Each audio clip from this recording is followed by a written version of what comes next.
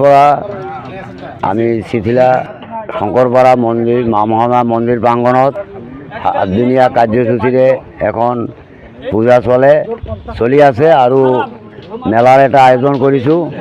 তো ইয়াত 8 দিনীয়া কাৰ্যসূচীত আমাৰ গাঁৱৰ সকলো মুৰব্বীসকল, গাঁওবুঢ়া এবং ভিডিপি সভাপতি সম্পাদক বিভিন্ন গাঁৱৰ পৰা আহি আমাক সহায় সহযোগিতা কৰিবলৈ আহ্বান জনাইছোঁ আৰু কৰি আছে।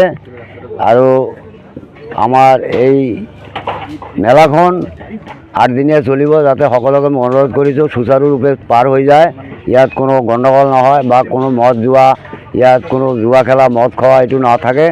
এইটো কাৰণে আমি ভিডিপি ভলাণ্টিয়াৰ আৰু আমাৰ কমিটিৰ ভলাণ্টিয়াৰসকলক নিৰ্দেশ জনাইছোঁ। এইখিনি কৈ মোৰ বক্তব্য সামৰিছোঁ।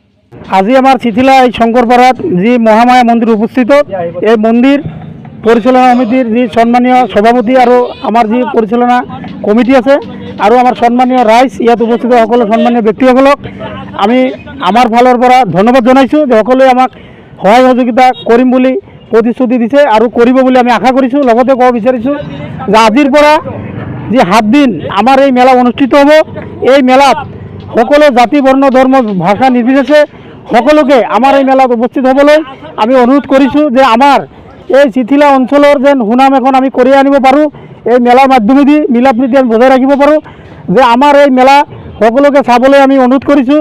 আৰু আমাৰ এই মহামায়া মন্দিৰত উপস্থিত হৈ সকলোকে আমাৰ এই মহামায়া মাৰ আশীৰ্বাদ ল'বলৈ আমি অনুৰোধ কৰিছোঁ যে আমাৰ এই যে মন্দিৰ আজি প্ৰায় 50 বছৰ হ'ল যে আমাৰ এই মন্দিৰ প্ৰতিষ্ঠিত হৈছে।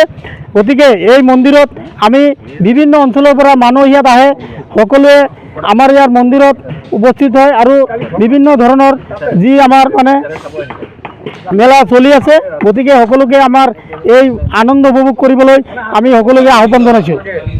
আৰু কি ক'ব?